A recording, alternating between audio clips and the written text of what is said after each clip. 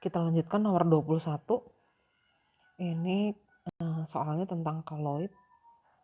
Data yang tepat mengenai sifat-sifat koloid dan penerapan atau gejalanya dalam kehidupan sehari-hari adalah yang pertama, sifat adsorpsi itu biasanya penerapannya ini kurang tepat ya, bukan pada mesin cuci darah. Alat cuci darah itu berarti sifat koloid yang digunakannya adalah dialisis. Jadi bukan adsorpsi, harusnya dialisis. Kalau terbentuknya delta dimora ini benar koagulasi.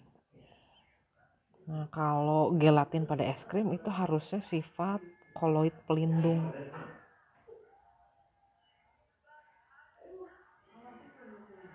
Efek penyaringan asap di pabrik itu biasanya sifat yang digunakannya elektroforesis.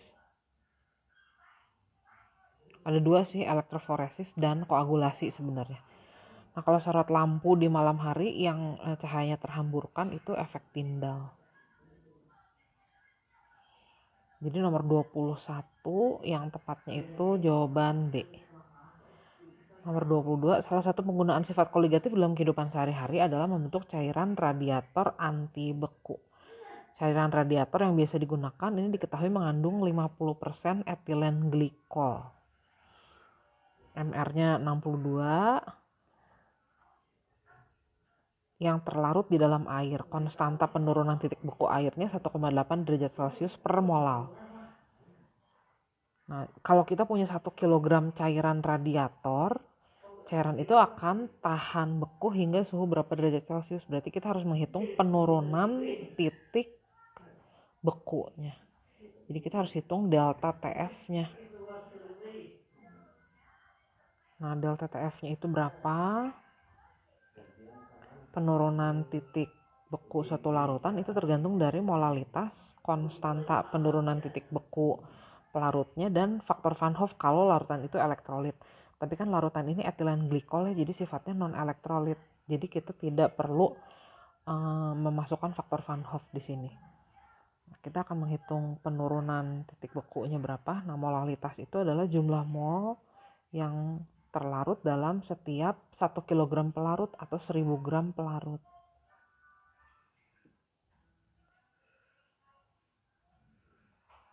Nah, kita tinggal hitung berapa molnya. Kita punya di sini etilen glikol 50%-nya itu 1 kg. Nah, 50%-nya etilen glikol, berarti etilen glikolnya itu 500 gram dalam air 500 gram juga, karena larutannya 50% ya. 50% larutan itu berarti artinya 50% pelarut atau air dan 50% etilen glikolnya. Jadi perbandingan massa air dan etilen glikolnya 50-50. Kalau kita anggap airnya ini kan larutannya total 1 kg, berarti airnya kalau 50% jadi 500 gram. Zat terlarutnya etilen glikolnya juga 50%, 500 gram dari total 1 kg larutan. Nah, jadi jumlah mol zat terlarutnya massa dibagi MR kali 1000 per P, P-nya itu massa pelarut, KF-nya itu penurunan titik beku pelarut atau airnya. Massa 500 gram, zat terlarutnya MR-nya 62, massa pelarutnya massa air 500 juga, KF airnya 1,8. Jadi penurunan titik bekunya adalah, kita hitung dulu. Di sini jadi 500 dikali 1000 dikali 1,8 dibagi 62 kali 500. Nah, jawabannya itu 29. Jadi larutan ini tahan beku sampai suhu min 29 derajat Celcius. Karena titik beku air 0 derajat Celcius dan dia turun 29 derajat Celcius dari titik beku air ya. Jadi jawabannya tahan sampai min 29 derajat Celcius. Berikutnya nomor 23, dari antara larutan-larutan berikut ini yang akan mendidih paling terakhir jika dipanaskan bersamaan. Berarti kita akan mencari larutan yang kenaikan titik didihnya paling besar. Nah, di sini ada larutan C2H6O2. Ini sih udah pasti larutannya non elektrolit, glukosa, urea, asam asetat, ada I-nya sih ya. I-nya pasti kurang dari 2. Walaupun dia 2 ion tapi dia tidak terurai seluruhnya. Yang E ini ada magnesium asetat. Ini larutan garam, jadi kita anggap terurai seluruhnya. Jumlah ionnya 3. Kalau kita anggap alfanya 100% berarti I-nya juga 3. Nah, kita hitung delta TB masing-masingnya. Nah, delta TB itu bergantung dari ini nomor berapa ya, bentar. 23. Delta TB itu bergantung dari molalitas, Kb, dan faktor Van Hoff kalau dia adalah elektrolit. Kita hitung delta TB atau kenaikan titik didih untuk senyawa yang pertama, pilihan A, senyawa non-elektrolit 0,1 molal. Kalau yang B, ini senyawa non-elektrolit juga 0,2 molal. Yang C, urea non-elektrolit juga 0,3 molal. Yang D, asam asetat, ini asam asetatnya 0,3 molal dikali I di sini ya. I-nya itu kurang dari 2 tapi lebih dari 1. Karena elektrolit lemah asam asetat. Kalau yang E 0,2 molal dikali Kb. Nah, I-nya ini kita anggap terurai seluruhnya jadi I-nya 3 sesuai jumlah ionnya. Nah, kalau dilihat yang paling besar itu pasti adalah yang E, delta TB-nya. Jadi kenaikan titik didih larutan E paling besar. Jadi dia pasti akan mendidih paling terakhir setelah suhunya mencapai kenaikan itu. Jadi yang paling terakhir mendidih larutan yang E. Nomor 24, pemanfaatan sifat koligatif tekanan osmotik dalam kehidupan sehari-hari. Salah satunya adalah penggunaan pada alat reverse osmosis atau osmosis balik untuk memurnikan air laut. Jika diketahui dalam 1 liter air laut terkandung 1,17 gram natrium klorida, MR-nya 58,5, jangan lupa I-nya 2 ya, NaCl. Maka tekanan yang harus diberikan untuk memperoleh air murni dari air laut itu minimal sebesar berapa? Nah, kita akan menghitung tekanan osmotik dari larutan NaCl ini. Tekanan osmotik itu bisa kita hitung dengan cara seperti ini. Ini elektrolit, jadi ada faktor Van Hoff-nya. Kalau kita mau menghitung tekanan osmotiknya jadi begini. Jumlah mol itu massa dibagi MR. Nah, massa zatnya adalah 11,7 gram. MR-nya 58,5. Volumenya ini kita punyanya 1 liter air laut. Tetapan gas idealnya kita pakai di situ. Suhunya 27 derajat Celcius berarti 300 Kelvin. I-nya NaCl dianggap 2 karena 2 ion dan dianggap terurai seluruhnya. Nah, jadi minimal tekanan osmotik yang harus diberikannya itu adalah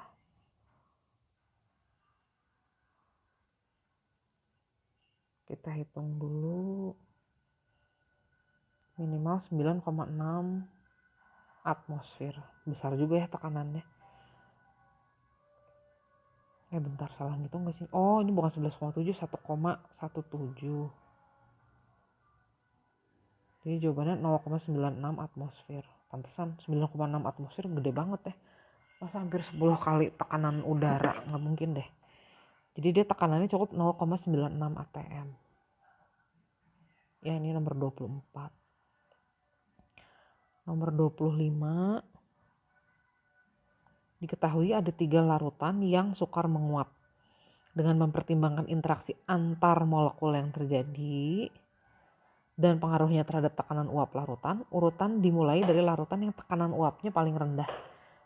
Nah, makin besar interaksi antar molekul dalam suatu larutan, itu akan menyebabkan tekanan uapnya makin rendah. Jadi gini nih, kalau kita punya wadah, nah udah gitu ada molekul-molekul terlarut di sini. Nah, interaksi antar molekul ini nanti akan menyebabkan larutan ini sukar untuk menguap di permukaan. Jadi tekanan uapnya akan lebih kecil. Jadi makin banyak interaksi yang terjadi, tekanan uapnya akan turun lebih banyak. Tekanan uapnya nanti akan turun. Nah, jadi makin kuat interaksi antar molekulnya, tekanan uapnya akan makin rendah. Nah, di sini kita punya senyawa CCl4, HF, dan HCl. Oh, HCl dulu baru HF. Nah, dalam CCl4 ini kan molekul yang tipe geometrinya AX4, sifatnya nonpolar. Antar molekul nonpolarnya itu terdapat gaya London atau gaya dipol sesaat dipol terimbas atau gaya dispersi. Nah, gaya ini paling lemah. Kalau HCl itu sifatnya polar karena keelektronegatifan H dan Cl beda ya. Cl lebih elektronegatif. Jadi antar partikelnya terdapat gaya van der Waals jenis dipol-dipol. Nah, dipol-dipol ini gayanya lebih kuat dibandingkan gaya London. Nah, kalau dalam HF ini udah polar. Dia mengalami juga interaksi selain dipol-dipol ada interaksi ikatan hidrogen. Karena di sini ada hidrogen dan unsur-unsur berkeelektronegatifan tinggi. Nah, salah satunya F nih di sini. Nah, ini jadi interaksi antar molekulnya paling banyak. Pasti itu akan menghasilkan tekanan uap yang lebih kecil lagi. Nah, jadi kalau kita hitung penurunan tekanan uapnya, kebalikannya. Penurunan tekanan uap HF itu paling kecil karena HF dia lebih sukar menguap. Tekanan uapnya lebih rendah gitu. Jadi kalau diurutkan, ini kita diminta mengurutkan dari yang tekanan uapnya paling rendah. Jadi pasti yang paling rendah HF. Dari itu HCl, baru CCl4. Nomor 26. Ini ada persamaan reaksi. Saya tulis dulu ya. Persamaan reaksinya. Ini Fe2+, ion nitrat. Suasananya asam. Hasilnya Fe3+,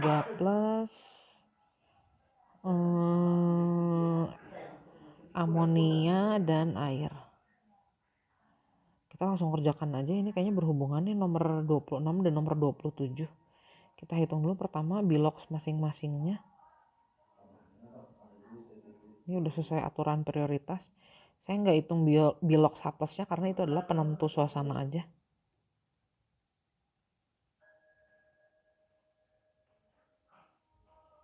Nah, kita lihat di sini yang mengalami oksidasi itu adalah Fe, bilangan oksidasinya naik.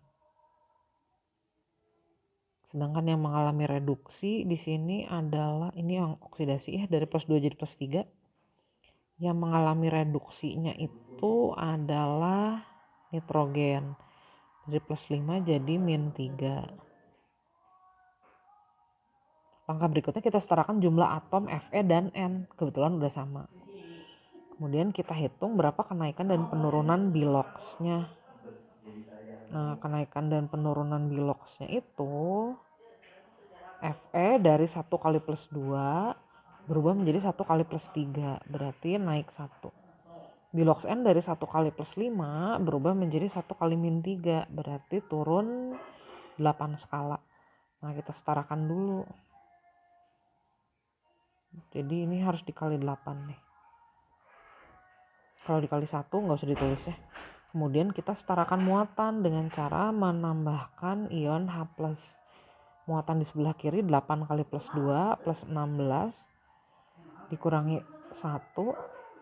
Nah, muatan H-nya nggak saya hitung dulu, nanti dipakai untuk menyetarakan muatan. Muatan di kanan 8 kali plus 3 plus 24. Ini NH3 nggak ada muatannya, H2O-nya juga nggak ada muatannya. Jadi muatan di kiri plus 15, di kanan plus 24. Untuk menyetarakannya kita harus menambahkan H plus di sebelah kiri sebanyak 9 ya. Kemudian kita setarakan jumlah atom H-nya. Jumlah atom H di sebelah kiri 9, di kanan udah ada 3, berarti kurang 6 ya. Gitu. Terakhir cek jumlah atom O-nya, udah sama ya, di kiri dan di kanan sama-sama 3. Nah, ini kita udah dapat koefisiennya sekalian. Ini jawaban untuk soal nomor 27 sebenarnya. Nah, nomor 26 ini kita ditanya ion nitrat fungsinya sebagai apa? Ion nitrat di sini mengalami reduksi. Jadi ion nitrat itu fungsinya adalah sebagai oksidator. Karena dia mengalami penurunan bilox dan dia menyebabkan zat lain mengalami oksidasi. Nah, nomor 27 ini persamaan yang sama. Kita tadi udah dapat koefisiennya. Koefisiennya itu 819, 813. Tuh. Yang ditanyakan nomor 27 itu adalah untuk menghasilkan 36 ml amonia pada keadaan STP, kita perlu ion besi 0,1 molar sebanyak berapa? Nah, kalau amonianya ini 36 ml pada keadaan STP, berarti kalau kita mau hitung molnya 36 kita bagi 22,4 ya. Nah, jadi amonianya itu kita ingin mendapatkan sebanyak 1,6 milimol, Berarti Fe-nya itu jumlahnya harus 8/1 kali 1,6 mol. Jadi Fe-nya itu harus 12,857 milimol. 0,1 molar. Berarti kalau mau dihitung volumenya adalah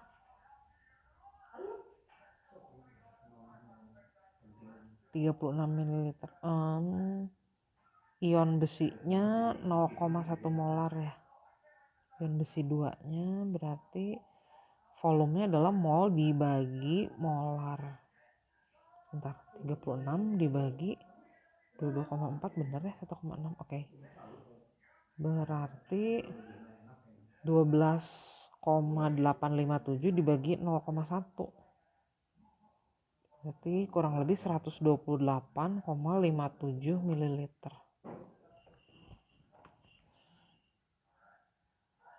Di sini jawabannya nggak ada ya.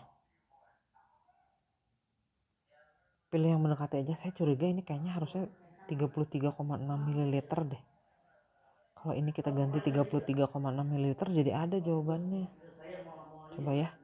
Kalau ini kita ganti jadi 33,6 ml. Soalnya angkanya jadi lebih bagus nih. Ntar ya, kita ganti dulu. Ini kayaknya typo deh. Berarti jumlah molnya 33,6 dibagi 22,4. Berarti 1,5 milimol. Nah, kalau begitu ion Fe2 plusnya kita butuhnya 8/1 kali 1,5. 12 milimol. 0,1 molar. Nah, volumenya berarti 120 ml. Ini ada nggak jawabannya kalau 120? Kita lihat, oh ada. Jadi ganti aja deh ininya. Ini typo. Nomor 28.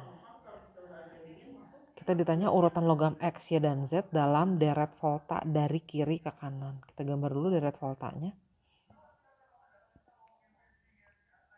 Nah, reaksi yang pertama itu potensial selnya positif.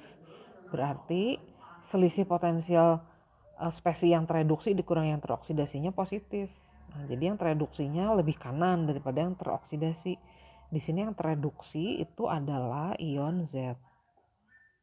Nih Z bilangan oksidasinya dari 2+ berubah jadi 0, berarti dia mengalami reduksi. Jadi Z posisinya lebih kanan daripada Y. Nah, persamaan yang kedua, E0 selnya kurang dari 0, berarti sebenarnya posisinya ini terbalik. Ini di sini kan Z-nya terreduksi. Nah, posisi Z-nya itu justru lebih kiri daripada X. Jadi X itu letaknya di situ. Kalau letak dari kiri ke kanannya berarti jadi Y, Z, X. Nomor 29, diketahui potensial reduksi 2 buah logam. Potensial reduksinya X itu adalah min 1. Jadi posisinya X dalam derajat volta lebih kiri daripada Y. Karena Y posisinya +1. Nah, kalau terbentuk sel volta, unsur yang lebih reaktif itu akan mengalami oksidasi. Yang kurang reaktif, yang potensial reduksinya lebih besar itu akan mengalami reduksi. Jadi betul notasi selnya. Potensial selnya itu berarti selisih potensial X dan Y. Betulnya selisihnya 2 volt. Nah, elektron itu katanya berpindah dari X ke Y. Kalau kita ingat lagi, dalam rangkaian sel volta, unsur yang lebih kiri itu mengalami oksidasi. Yang kanan mengalami reduksi. Unsur yang teroksidasi itu melepaskan elektron. Ingat konsep oksidasi menurut konsep elektron. Nah, elektron yang dilepas itu dialirkan ke unsur yang mengalami reduksi. Jadi ini aliran elektronnya. Nah, kalau aliran proton kan kebalikannya ya. Aliran proton dari situ. Jadi makanya Y ini akan menjadi kutub positif, X ini kutub negatif karena aliran proton itu dianggap aliran listrik. Nah, jadi kalau elektron pindah dari X ke Y itu betul, X-nya jadi kutub positif salah. X-nya itu harus jadi kutub negatif.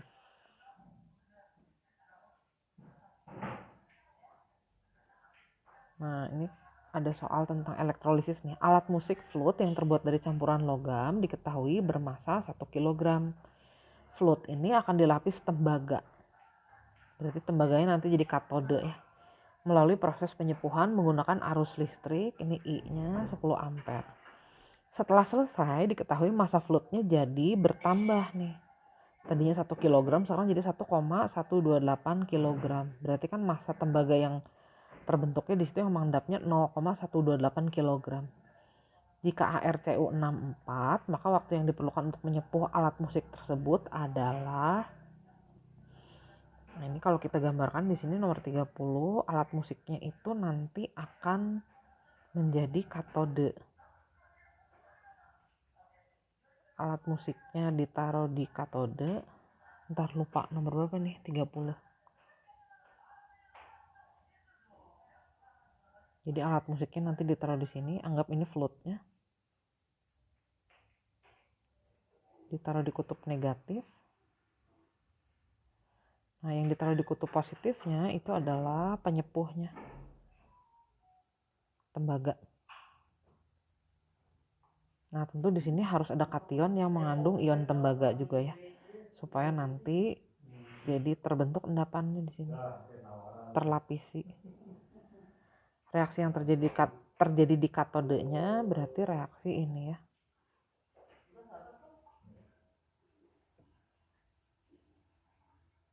Massa CU-nya bertambah 0,128 kg.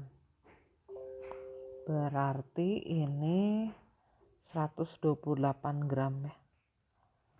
Kalau mau kita hitung jumlah molnya jadi 128 dibagi 64, 2 mol. Nah, kalau begitu arus listriknya atau elektronnya itu jumlah molnya jadi 4 mol ya, 2 kali lipat. Mol elektron itu sebanding dengan waktu arus dibagi 96.500. Arusnya tadi 10 ampere.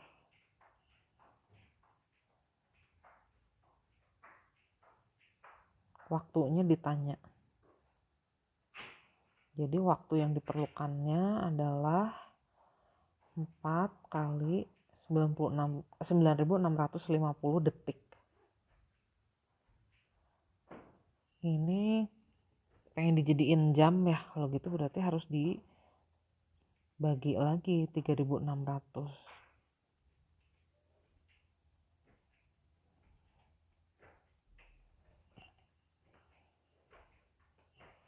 Kalau dihitung berarti 4 dikali 965 dibagi 360, kurang lebih 10,72 jam.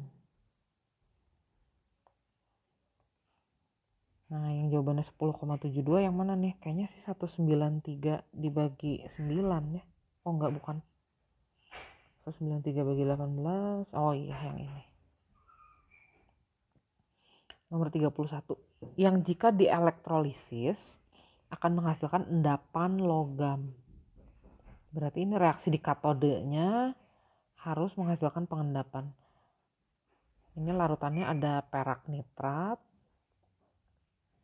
kalium klorida, magnesium klorida, dan asam sulfat. Elektrode berarti dianggap seluruhnya inert. Nah, ingat reaksi di katode itu tergantung dari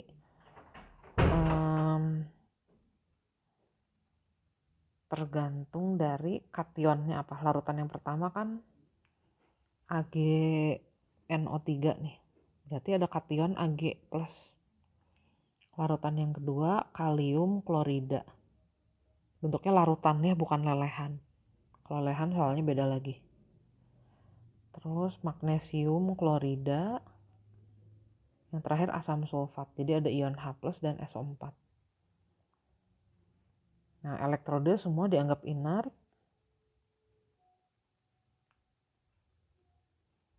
Reaksi yang terjadi di katode itu tergantung dari kationnya apa. Nah, kalau ini kan kationnya logam lain nih, Ag. Nah, Ag ini potensial reduksinya lumayan besar, jadi Ag-nya bisa mengalami reduksi atau mengalami pengendapan. Jadi nanti di sini ada endapan Ag bertambah. Nah, kalau di larutan KCl, kationnya itu ion kalium. Kalium ini ion yang potensial reduksinya kecil banget, jadi dia cenderung mengalami oksidasi. Kalau gitu yang tereduksi nanti malah airnya. Di sini tidak akan ada pengendapan logam, kita malah akan mendapat gas hidrogen dan ion hidroksida. Larutannya jadi basa. Yang keempat, ini kationnya juga Mg. Mg ini potensial reduksinya negatif, jadi lebih mudah mengalami oksidasi. Nah, kalau gitu reaksi reduksinya itu terjadi pada air. Jadi sama kayak tadi, kayak reaksi yang wadah kedua. Kita hanya akan mendapat gas dan larutan basa. Jadi nanti di sini ada gelembung dan larutannya basa. Sini juga tadi lupa ditulis gelembung. Nah, kalau yang keempat, ini kationnya ion H+. Jadi reaksi yang terjadi di katodenya reduksi ion H+ ini. Di sini juga tidak ada pengendapan logam, hanya akan terbentuk gas hidrogen. Jadi jawabannya yang akan menghasilkan endapan logam itu hanya yang nomor 1 aja. Oh sorry, oh ini lelehan nih nomor 3. Sorry. Ini lelehan nih, kalau lelehan berarti kan tidak mengandung air, jadi nggak mungkin ada reaksi ini. Jadi meskipun ini lelehan, meskipun logam aktifnya bisa mengendap. Maafkan. Yang ini ada pengendapan logam ya. Jadi yang ada pengendapan nomor 1 dan 3. Nomor 32, 5,9 gram nikel diperoleh dari elektrolisis larutan garam sulfatnya. Jika arus yang sama digunakan untuk mengendapkan aluminium dari lelehan garam sulfatnya, maka massa aluminium yang diperoleh adalah, nah jadi ini ceritanya ada 2 elektrolisis. Arusnya sama berarti mol elektronnya sama. Di wadah yang pertama kita mengendapkan magnesium dari lelehan garam sulfatnya. Oh sorry, bukan magnesium, nikel. Di wadah yang kedua kita mengendapkan aluminium dari lelehan garam sulfatnya.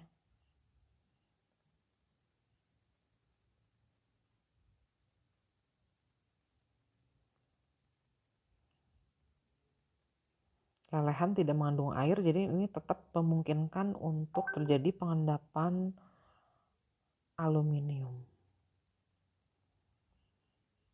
Nah, reaksi yang terjadi yang akan kita lihat di sini pasti reaksi yang di katode ya. Di sini Al mengendap karena ini lelehan ya, jadi logam aktif bisa mengendap. Nikel yang diperoleh 5,9 gram, massa atom relatifnya 59. Jadi mol nikelnya adalah 5,9 dibagi 59, 0,1 mol. Arus listrik yang terlibat, mol elektronnya berarti 0,2 mol. Nah, arus yang sama juga digunakan di sini. Nah, berarti aluminiumnya jumlah molnya adalah 1/3 dikali 0,2 mol. Kalau kita ditanya berapa massa aluminiumnya, massa itu mol dikali AR ya. Molnya 1/3 dikali 0,2, AR aluminium 27. Jadi massa aluminium yang akan diperoleh di sini adalah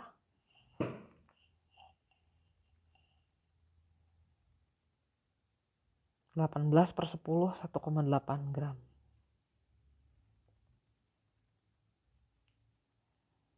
33.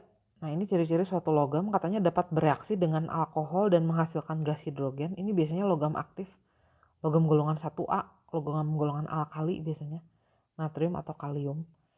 Nah, jika dilarutkan dalam air menghasilkan basa kuat, masih kandidatnya natrium atau kalium. Dapat diperoleh melalui reaksi Daun atau elektrolisis garam klorida. Diperoleh dari mineral feldspar, sodalit, dan halit. Nah, ini sih ciri-cirinya Na ya. Nomor 34, ini adalah senyawa, sifat-sifat senyawa turunan alkana. Bereaksi dengan logam aktif, ini berarti pasti gugusnya alkohol. Mengalami substitusi jika direaksikan dengan asam iodida, menghasilkan alkohol dan alkil iodida. Ini ciri-ciri untuk eter. Mengalami ikatan hidrogen antar molekulnya sehingga titik didihnya relatif tinggi. Ini ciri-ciri alkohol. Tidak dapat dirubah menjadi aldehida melalui proses oksidasi. Nah, yang nggak bisa dirubah jadi aldehida melalui oksidasi itu bisa jadi alkohol, tapi alkohol sekunder atau eter. Yang ditanya kebetulan ini adalah ciri-ciri kelompok alkanol atau alkohol. Jadi jawabannya yang paling tepat 1 dan 3. Kenapa nggak dipilih yang keempat? Karena bisa juga sih yang keempat eter itu ciri-cirinya. Jadi paling tepat kita pilih 1 dan 3 aja ya.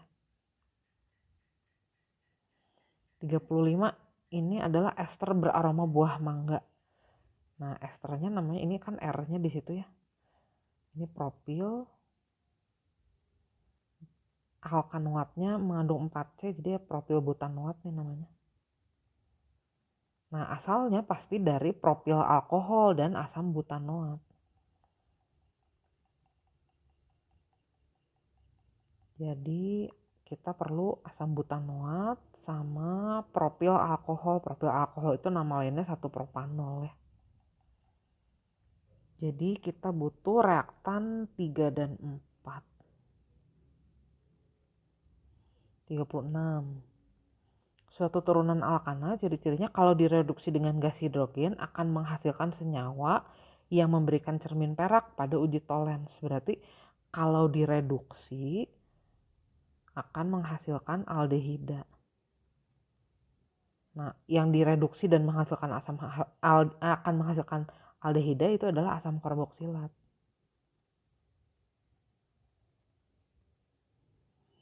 Kemudian memerahkan lakmus jelas karena dia asam.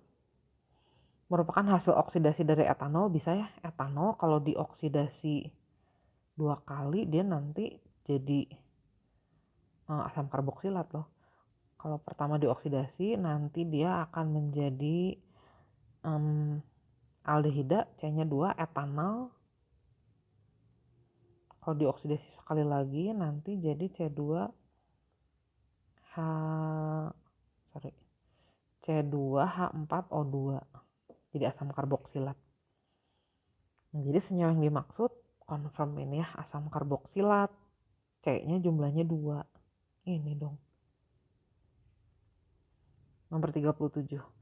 Butil hidroksitoluena dan butil hidroksianisol adalah turunan-turunan benzena yang digunakan sebagai antioksidan. Ini zat yang mencegah minyak goreng mengalami oksidasi. Dan mentega, typo. Penambahan kedua senyawa ini akan mencegah bau tengi pada bahan-bahan makanan tersebut. Struktur BHT dan BHA adalah, anisol ini katanya nama trivial untuk metoksi benzena. Nah, ini kita punyanya butil hidroksitoluena sama butil hidroksianisol. Anisol itu metoksi benzena, berarti harus ada gugus metoksi. Nah, ini gugus metoksi itu yang kayak begini, metil sama oksigen. Kita perlunya butil hidroksitoluena. Berarti dia ada gugus CH3-nya, substituennya ada OH, terus ada butil. Jadi ada karbon yang jumlahnya 4. Kita cari dulu di sini. Yang ada karbon jumlahnya 4, CH3 sama OH ini ya. Nah, ini berarti BHT. Butil hidroksitoluena. Nah, kalau butil hidroksianisol itu berarti butil hidroksi dan ada metoksi benzenanya. Butilnya ini, hidroksinya ini, metoksinya itu yang tadi dilingkari. Jadi yang tepat nomor 1 dan 3.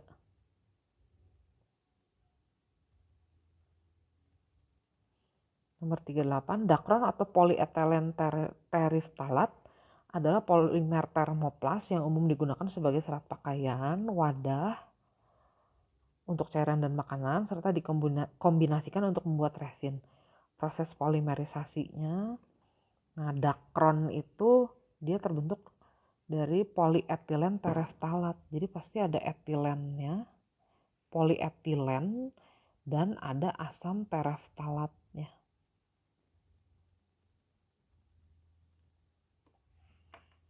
Nah, tinggal kita cari nih pembuatan dakron.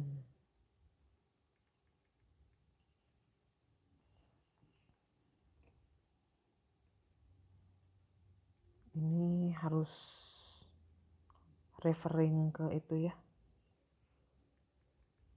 bab polimer, pembentukannya polimerisasi kondensasi. Nah, dia pembentukannya itu adalah esterifikasi. Jadi ada asam tereftalat. Asam tereftalat itu asam yang punya 2 gugus karboksilat, dan glikol yang mempunyai 2 gugus OH. Oh, ini sih ini ya udah kelihatan soalnya ada glikolnya nih. Nah, ini ada gugus karboksilatnya ada di situ. Jadi jawabannya yang A. Nomor 39, ini adalah ini adalah struktur asam amino triptofan. Nah, di sini ada gugus fenilnya nih. Jadi pasti dia akan positif terhadap uji santoproteat. Terus di uji biuret udah pasti harus ungu ya, karena dia asam amino, ada ikatan. Nanti dia karena merupakan asam amino, jadi pasti akan membentuk ikatan peptida. Jadi di uji biuret harusnya ungu. Dengan santoproteat harus positif karena ada fenilnya. Tapi dia kan nggak mengandung sulfur ya, jadi dengan Pb asetat itu harusnya tidak menghasilkan endapan. Jadi yang paling tepat yang C, karena di sini nggak ada sulfur ya.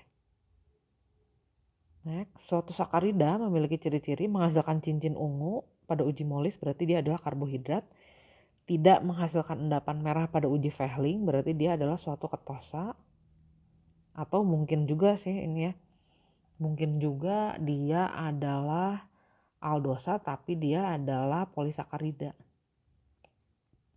Karena polisakarida manapun tidak bereaksi dengan reaksi Fehling. Tidak menghasilkan warna biru ungu pada uji iodin. Oh, berarti dia bukan amilum, karena amilum menghasilkan warna biru.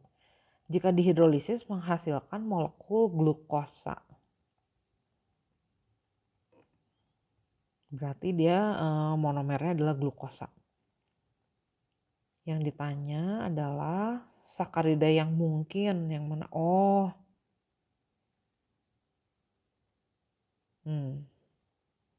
Jadi dia tadi berdasarkan ciri-ciri yang ada di sini, dia adalah suatu karbohidrat tapi bukan produksi, jadi dia bisa jadi ketosa atau polisakarida, dia bukan amilum. Kalau dihidrolisis menghasilkan glukosa. Jadi ini udah pasti nggak mungkin bukan amilum. Kalau selulosa ini mungkin ya, karena dia polisakarida. Maltosa ini nggak mungkin, karena maltosa itu dia gabungan dari glukosa sama glukosa ya. Dia bereaksi positif terhadap Fehling. Ini kan tadi keterangannya enggak mereduksi Fehling. Glikogen mungkin ya, karena glikogen itu monomernya sama glukosa juga. Jadi jawabannya 2 dan 4 paling tepat.